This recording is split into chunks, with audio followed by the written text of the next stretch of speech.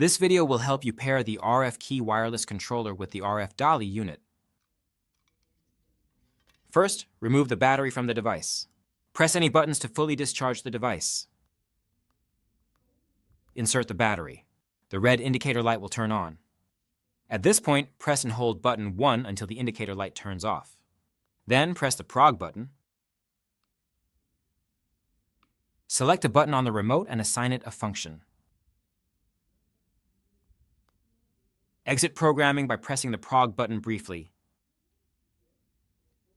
Remove the battery from the device and press any buttons to fully discharge the device. Reinsert the battery. The red indicator light will turn on and then start flashing.